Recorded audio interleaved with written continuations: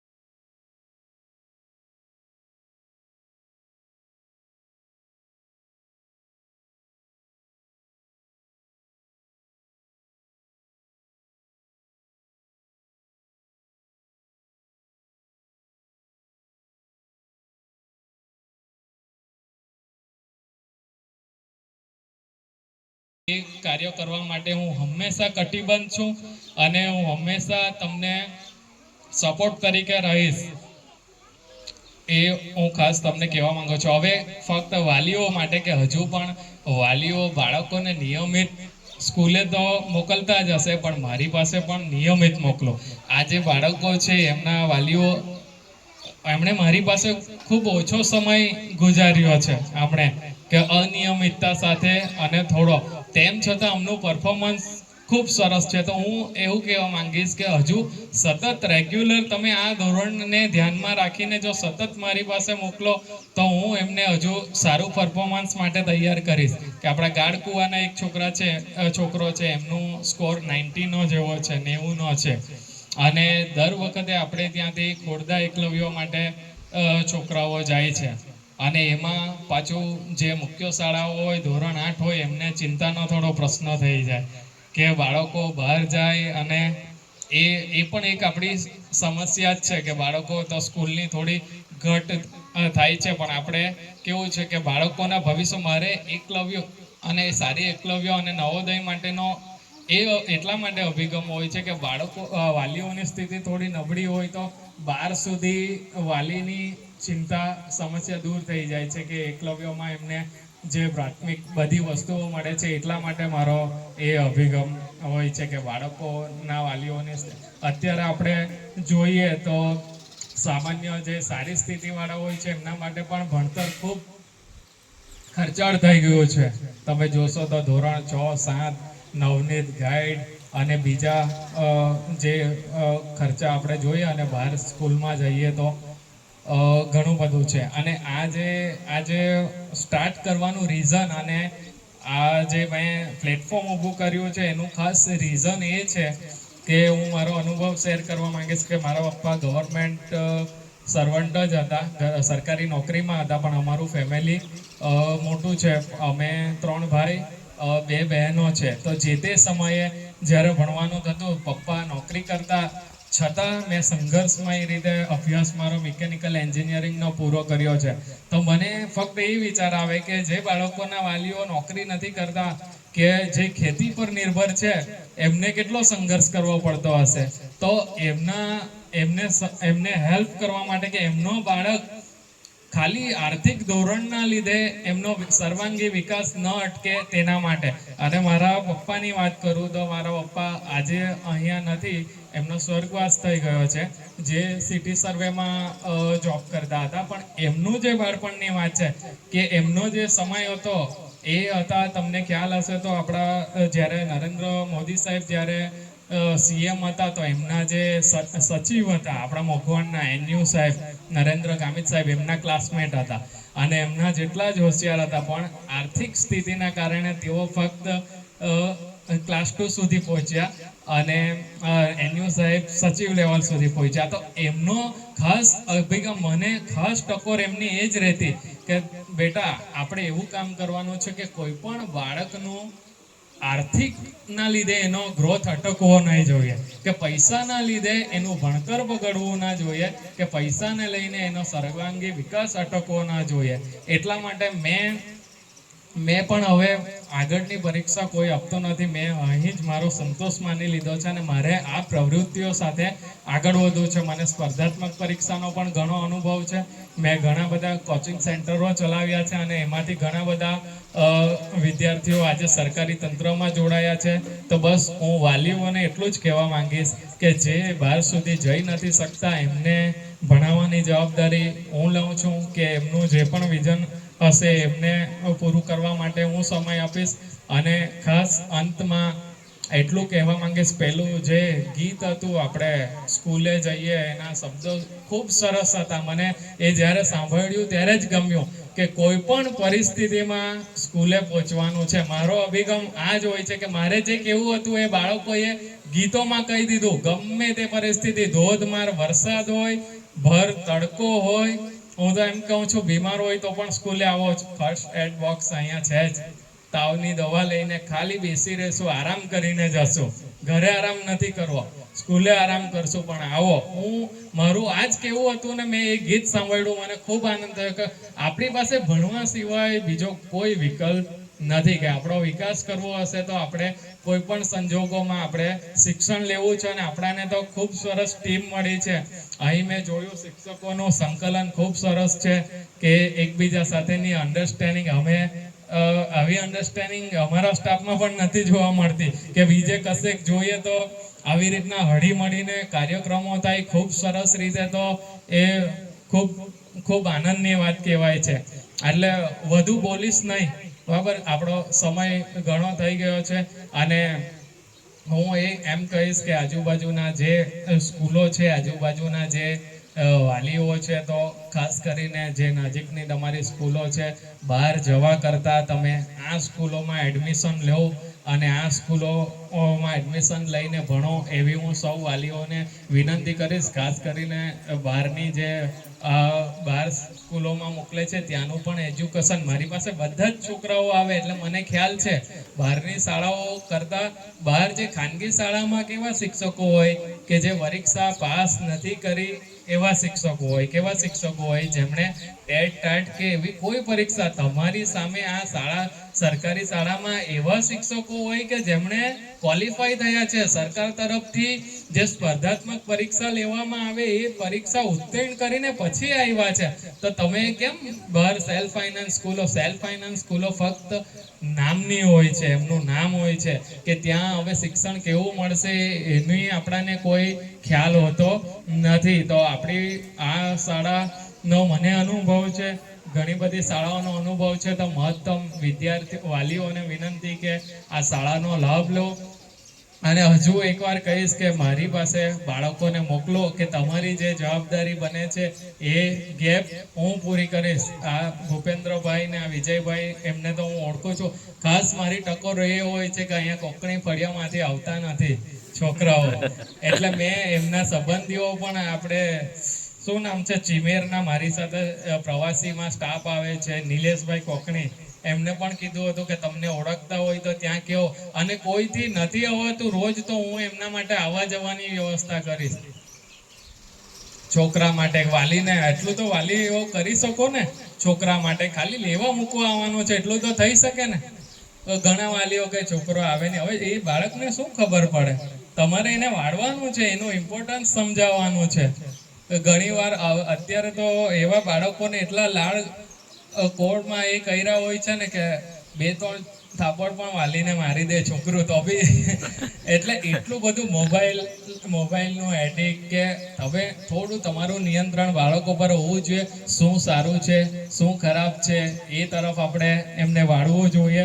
હવે વધારે બોલતો નથી, પણ ખાસ હું અહીંના મુખ્ય શિક્ષક અને મેડમનો ખૂબ ખૂબ આભાર વ્યક્ત કરીશ કે આજે મને અહીં બોલાવ્યા અને મને આ સ્કૂલ સાથે પરિચય થયો. ઘણા બધા શિક્ષકો ગુરુજનો સાથે મળવાનું થયું. મેં સાહેબને કીધું છે બધા જે શિક્ષકો છે એમની સાથે મારી મુલાકાત કરાવજો કે મને એમની સાથે મળીને ઘણો આનંદ થશે કે મારા લગતું કોઈ પણ કાર્ય હશે તો હું સદા હંમેશા અગ્રેસર રહીને મારાથી બનતું દરેક કાર્ય હું સપોર્ટ કરવા માટે તૈયાર રહીશ. આપણી લાઇબ્રેરીની વાત કરીએ તો આપણી લાઇબ્રેરી ભલે કાચા સ્ટ્રક્ચરમાં છે, પણ તમારા ઉપસચિવ અલ્કેશ ચૌધરી સાહેબ એ પણ એમની વિઝિટ કરી ગયા છે ને એ સતત મારા સંપર્કમાં રહે છે. એમની સાથે મારા ઘણા સારા સંબંધ છે. પછી તમે જોશો તો આપણી સમયે ડીડીઓ હતા કાપડિયા સાહેબ, એમણે પણ મુલાકાત કરી હતી. હાલમાં તેઓ બાળ સંરક્ષણ એમના સચિવ છે, એ રિટાયર થઈ ગયા છે, પણ એમને એ ખાતું આપ્યું છે. એ પણ ક્યારેક આવતા રહે છે, મુલાકાત કરે છે. ઘણા તમને ખ્યાલ નહીં હશે પણ ગૌણ સેવા પસંદગી મંડળના ઉપસચિવ આપણા ગામના જ છે, ગાળકુવાના જ છે, દિલીપ સાહેબ ગામિત, એ પણ આપણે ત્યાં મુલાકાત લઈ ગયા છે. એટલે ખાસ મારો આગ્રહ એ જ રહેશે કે વાલીઓ માટે કે વાલીઓ બાળકોને શાળામાં જે શીખવવામાં આવે છે એનું રિવિઝન કરાવવાનું કામ મારું, કે મારો ખાસ આશય એ જ હોય છે કે બાળકે જો કંઈક નક્કી કર્યું છે કે મારે ડૉક્ટર બનવું છે, તો હું એને નાનેથી જ ડૉક્ટર બનવા માટે કયા વિષયો પર ધ્યાન આપવાનું રહેશે, શું કરવાનું. કોઈકની ઈચ્છા પાયલોટ બનવાની હશે તો હું એને નાનેથી જ ગાઈડ કરીશ. કોઈક મને કહેશે કે મારે એન્જિનિયર બનવું છે તો હું એને નાનેથી જ ગાઈડ કરીશ કે ભાઈ તારે ગણિતમાં વધારે ધ્યાન આપવું પડશે. કોઈકે પાયલોટ બનવું હશે, કોઈક જેણે જે ક્ષેત્રમાં આગળ વધવું હશે એને હું નાનેથી ગાઈડ કરવા માંગુ છું. કે અમારા સમયમાં કોઈ અમને ગાઈડ કરવા વાળું હતું નહીં, એટલે મારી સાથે જે પરિસ્થિતિ થઈ છે એ આ બાળકો સાથે ના થાય અને બાળકો શહેરના છોકરાઓથી પણ અગ્રેસર રહે અને એમની હરીફાઈમાં ટકી રહે એ માટે મારો કાયમી પ્રયાસ હોય છે. અત્યારે જ તાજેતરમાં આપણા નિઝર વિધાનસભાના ધારાસભ્યશ્રીએ પણ મુલાકાત લીધી હતી અને એમની સાથે પણ મારા સારા સંબંધો છે. તો તમારા સ્કૂલ લેવલનું પણ કંઈ પણ હશે તો હું મારી રીતે કંઈક પણ ભલામણ મારી રીતે કરવાનો પ્રયત્ન કરીશ. કંઈ પણ મારા યોગ્ય કંઈ કામ હશે તો ચોક્કસથી મને જાણ કરશો અને હું તમારી સાથે એક ટીમ મેમ્બર તરીકે આગળ વધીને તમારી શાળામાં ને લગતું પણ મારે કોઈ પણ કામ હોય તો કહેજો. કેમ કે મને હંમેશા આપણા વિસ્તારના જે આદિવાસી બાળકો છે, મારા પોતાના બાળકો છે, એમના સર્વાંગી વિકાસ માટે હું ફ્યુચરમાં અહીં એક સંકુલ આપણા જે ગામમાં એક આખું એજ્યુકેશન હબ ડેવલપ કરવાનું મારું પ્લાનિંગ છે. કાપડિયા સાહેબ સાથે અમારી વાત થઈ છે અને અમે ભવિષ્યમાં દરેક ક્ષેત્રોમાં બાળક આગળ વધે એવું સંકુલ અમે ડેવલપ કરવા માંગીએ છીએ કે બાળકોએ પૈસા ખર્ચીને બહાર ના જવું પડે અને એને મહત્તમ અહીં જે એના બેઝિક વિષયો છે, ગણિત, વિજ્ઞાન, ઇંગ્લિશ અને જે સ્પર્ધાત્મક પરીક્ષાના જે વિષયો છે એ બાળકોને અહીંથી જ મળે એવું અમારું આયોજન છે. પણ ખાસ કરીને આપણે છોકરાને જ્યારે આપણે કહીએ છીએ કે પાકા ઘડે કાંઠા ના ચડે, એટલે જ્યારે બાળક મોટું થઈ જાય કોલેજ કરીને આવે પછી એને શીખવવું બહુ અઘરું થઈ જાય છે. કેમ કે અત્યારે હું છોકરાઓને ધમોડી વડફળિયાથી પણ આવે છે, કદાચ તમારા વિદ્યાર્થીઓ રહી ચૂક્યા હશે, ટ્વિંકલ, ગામિત, 2-3 છોકરી, સોનલબેન ને એ લોકો આવે છે. તો ખૂબ મહેનતુઓ છે અને હું એ કહેવા માંગુ છું કે જ્યારે પરીક્ષાની તૈયારી કરો છો ત્યારે પણ આપણે 12 સુધીનું ધોરણ ખૂબ મહત્વનું એમાં હોય છે. તો આપણે કેમ નહીં શરૂઆતથી એમને ધ્યાન આપીએ, એ જ આપણો આશય હોય છે. તો ઘણું બધું બોલી દીધું છે એટલે હવે વધારે બોલતો નથી, વિરામ લઉં છું. તમામ ગુરુજનોનો હું આભાર વ્યક્ત કરીશ. ખાસ કરીને આપણી સ્કૂલના મુખ્ય શિક્ષક અને મેડમનો ખૂબ ખૂબ આભાર વ્યક્ત કરું છું અને મારે લગતું કોઈ પણ કાર્ય હશે તો હું સદા એ કામ કરવા માટે અગ્રેસર છું. અને અંતમાં વાલીઓને ખાસ કહીશ કે બાળકોને ખાસ મારી પાસે મોકલો.